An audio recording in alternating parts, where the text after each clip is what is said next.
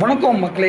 உலகத்திலே விஸ்வாமித்திர முனிவருக்குன்னு ஒரு கோயில் இருக்குன்னா அது நம்ம தமிழ்நாட்டில், அதுலேயும் தென் மாவட்டத்தில், தென் கோடியில் திருநெல்வேலி மாவட்டத்தில் விஸ்வாமித்திரர் வாழ்ந்த இடமும் ராமாயணத்தில் இடம் பெற்ற, அதாவது ராமர் சீதையை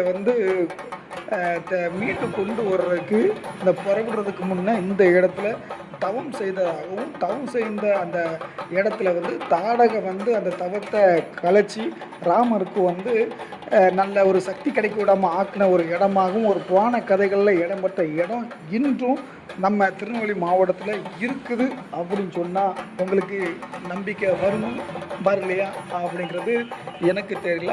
ஆனால் உண்மைதாங்க, இன்றும் அந்த இடம் இருக்குது.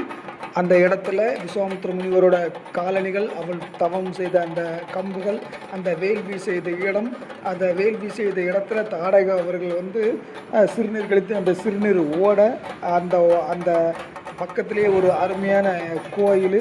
அப்புறம் நம்மளுடைய முன்னோர்களுக்கு இந்த இடத்துல தர்ப்பணம் செய்தால் அது முன்னோரோட ஆத்மாவை நம்ம சமாதானப்படுத்தினது, அப்புறம் வேண்டுறது கிடைக்கிறது, அதே மாதிரி இழந்ததை மீட்டு கொடுக்குற சக்தி வாய்ந்த ஒரு கோயில் இந்த கோயில் அப்படின்னு சொல்கிறாங்க.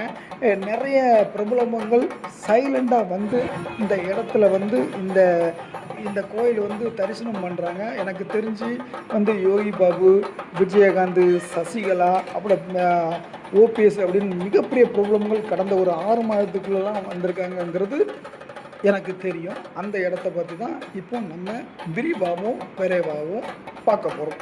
இந்த முனிவர் கோயில் விஸ்வாமித்திர முனிவர் கோயில் வேறு எங்கேயும் இல்லைங்க. நம்மளுடைய திருநெல்வேலி மாவட்டம் விஜயாபதி கிராமம், அதாவது ராதாபுரம் தாலுகா விஜயாபதி கிராமத்தில் தான் அமைஞ்சிருக்கு. இந்த கோயில் மிகவும் ஒரு பிரசித்தி பெற்ற கோயில். பெரும்பாலும் பௌர்ணமி நாட்களில் இங்கே பயங்கரமான ஒரு கூட்டம் இருக்கும். அதே மாதிரி நம்மளுடைய முன்னோர்களுக்கு தர்ப்பணம் பண்ணணும் அப்படின்னா இது ரொம்ப ஒரு பிரசித்தி பெற்ற கோயில். இழந்த வலிமையை மீட்டு கொடுக்கும் கோயில் அப்படிங்கிறது மிகப்பெரிய ஒரு சிறப்பம்சமும். அதே மாதிரி தொழிலில் நல்ல டாப்பில் இருந்து கீழே வந்தால் அந்த தொழிலை மீண்டும் மீட்டு கொடுக்குங்கிறது ஒரு மிகப்பெரிய ஒரு இந்த கோயிலை வழிபாடு படுத்தினா அது நடக்குது அப்படின்ட்டு சொல்கிறாங்க. அதை தான் இந்த கோயிலோட சிறப்பம்சமாக கருதப்படுது. மேலும் இதில் நம்ம கோயிலை பார்த்தீங்கனாலே அந்த விஸ்வாமித்திர முனிவர் தவம் செய்த வேள்வி செய்த இடம் இன்றைக்கும் அப்படியே அந்த பழமை மாறாமல் அதில் பாதுகாக்கப்பட்டு வருது. பக்கத்திலே விஸ்வாமித்திர முனிவரோட சிலையோட அந்த கோயில் இருக்குது. அதில் அவர் யூஸ் பண்ண காலணி, அப்புறம் தவம் செய்வதற்கு யூஸ் பண்ண அந்த தவ கம்பு எல்லாமே அப்படியே இருக்குது. அவர் வேள்வி செய்த இடங்களும் அதில் அப்படியே உங்கள் கண்முன்னே காட்டப்படுது. அதே மாதிரி இந்த வேள்வி நான் முன்னோடியே சொன்ன மாதிரி தான், அது ராமருக்கு வலிமை சிக்கிறதுக்காக இதில் யாகம் நடத்தினதாகவும், அந்த யாகத்தை கெடுக்கிறதுக்காக தாடகை அந்த யாகத்தை தடுத்து விட்டதாகவும், அதோட தண்ணீர் தான் ஓடையாக போய் அந்த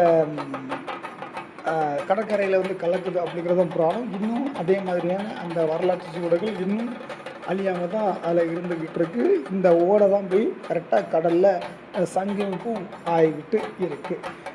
இது பக்கத்திலேயே விஸ்வாமித்திர லிங்கர், அது அவர் விஸ்வாமித்திர பூஜித்து வழிபாடு செய்த அந்த லிங்கம், அதோட கோயிலும் அதிலேயே இருக்குது. ரொம்ப ஒரு பிரசித்தி பெற்ற ஒரு சுற்றுலாத்தலமாக தான் இதை பார்க்கப்படுது. இப்போ நீண்ட காலமாக பயங்கர பிரபலம், நிறைய பிரபலமான ஆக்டர்ஸு, அந்த அரசியல்வாதிகள்லாம் இந்த கோயிலில் ரொம்ப சைலண்டாக, எந்த ஒரு பந்தமும் இல்லாமல் சைலண்டாக வழிபாடு பண்ணிட்டு போகிறாங்க. அதுதான் உண்மை. ஏன்னா நமக்கு பக்கத்து ஊர் அப்படிங்கிறனால இதோட ஃபுல் டீட்டெயில்ஸ் நமக்கு தெரியும். திடீர்னு வடிவில் வருவாப்பில், யோகி பாபு வருவாப்பில், ஓபிஎஸ் வருவாப்பில், சசிகலா வருவாப்பில், ஏன் விஜயகாந்த் ஒரு டைம் ஈரோட்டுக்கு வந்திருக்காப்புல, விஜயகாந்தோட மனைவி வந்திருக்கலாம், அப்படி நிறைய பிரபலங்கள் வந்தது நமக்கு கண்கூடாவே தெரியும்.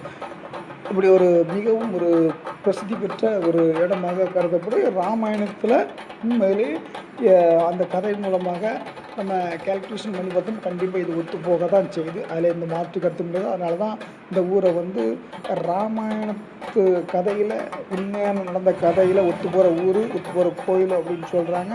இது பக்கத்துலேயே தில்லக்காளி அம்மன் கோயில் அப்படின்னு சொல்கிறாங்க. அதுவும் ராமாயணத்தில் ஒத்து போகுது. ஏன்னா தில்லைனா காடு, அந்த காட்டுக்குள்ளே ஒரு காளியம்மனை வழிபட்டுருக்காங்க. அதை சுற்றி தான் ஊராக மாறி இருக்குது அப்படிங்கிறத சொல்லுவாங்க. அதனால் இங்கே ஒரு பிரசித்தி பெற்ற தில்லமங்கலி பொம்மனும் பக்கத்தில் இருக்குது.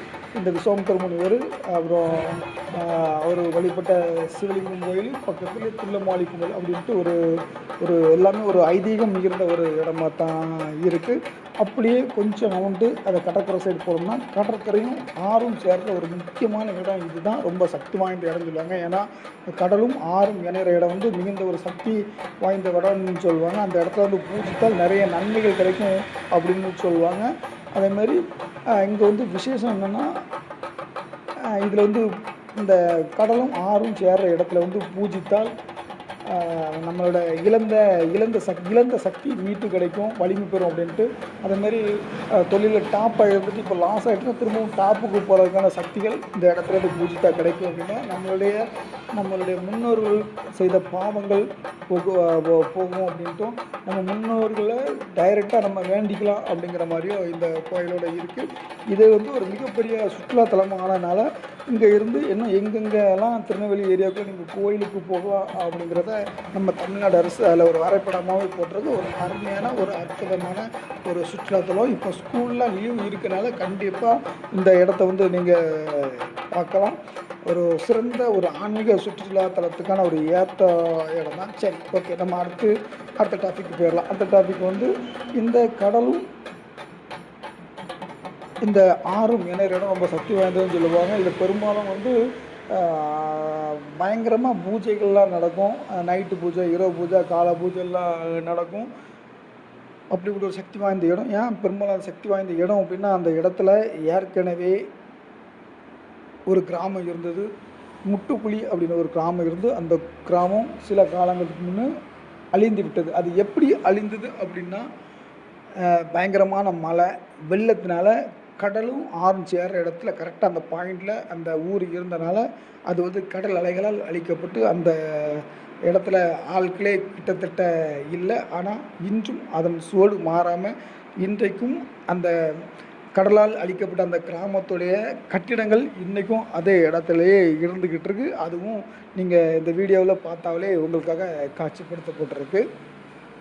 மீண்டும் அங்கே வந்து எந்த ஒரு அழிவும் வந்துடக்கூடாது, பக்கத்து கிராமங்களில் அழிவு வந்துடக்கூடாது அப்படிங்கிறத நம்ம தமிழக அரசு மூலமாக இப்போ வந்து தூண்டில் விளைவெல்லாம் போட்டு அதை பத்திரமாக பாதுகாப்பு பண்ணி வச்சுருக்காங்க.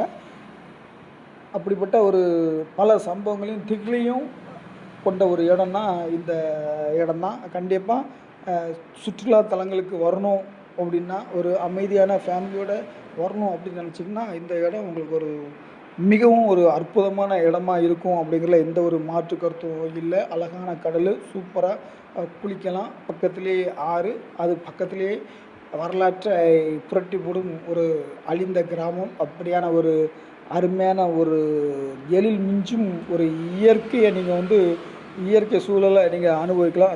அந்தளவுக்கு ஒரு பயங்கரமான ஒரு பிரமிப்பூட்டுற ஒரு திகில் ஊட்டுற இடம்னா இந்த இடம்தான். நீங்கள் வந்து இங்கே எப்படி வரணும் அப்படின்னு நினச்சிங்கன்னா, நீங்கள் பெரும்பாலும் திருநெல்வேலி வந்துடுங்க. திருநெல்வேலியிலேருந்து கணபதி அல்லது ராஜலட்சுமி ஒரு பஸ்ஸு டைரெக்டாகவே இந்த ஏரியாவுக்கு வருது. விஜயாபதி நீங்கள் டிக்கெட் எடுத்தால் போதும்.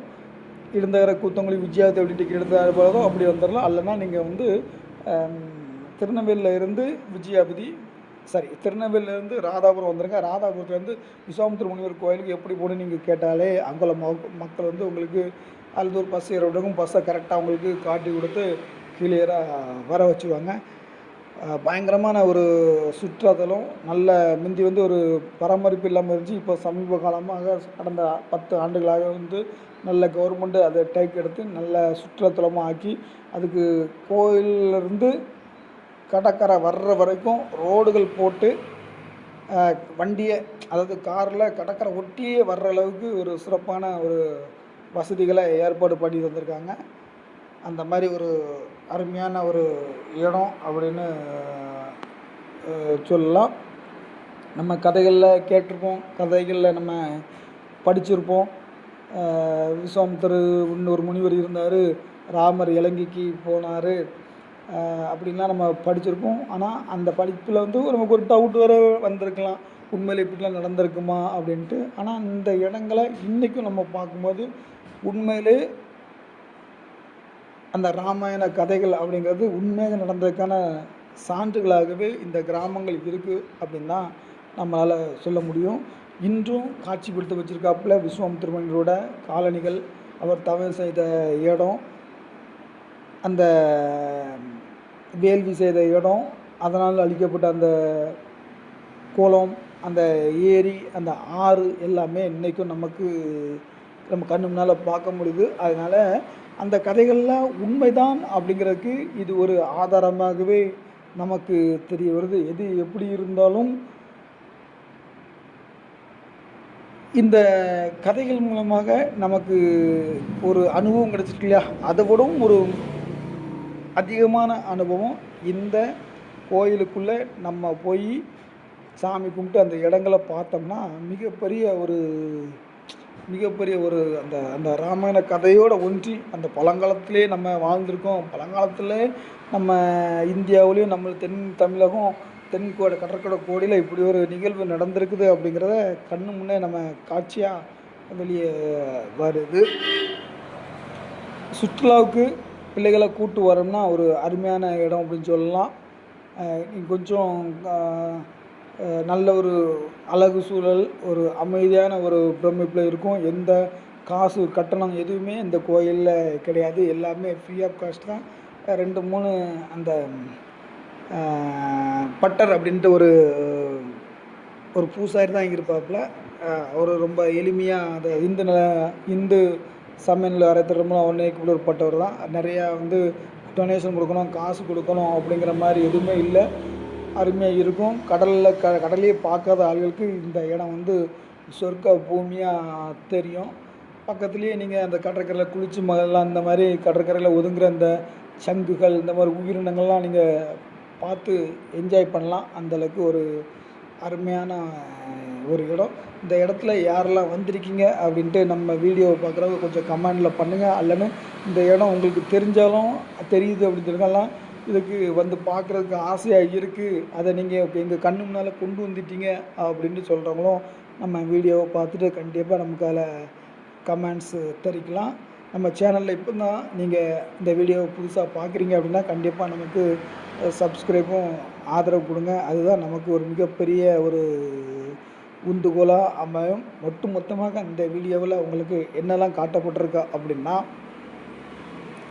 விஸ்வாமித்திர முனிவரோட கோயில், விஸ்வாமித்திர முனிவர் தவம் செய்த இடம், விஸ்வாமித்திர முனிவரின் காலணிகள், விஸ்வாமித்திர முனிவர் தவம் செய்த அவர் யூஸ் பண்ண அந்த தவ கம்பு, அதுக்கு முன்னாடியே அந்த ஓடைகள், ஆறும் குளமும் ஒரு சேர அமைந்திருக்கிற அந்த இடம், அதே மாதிரி அந்த விஸ்வாமித்திர முனிவர் தவம் செய்து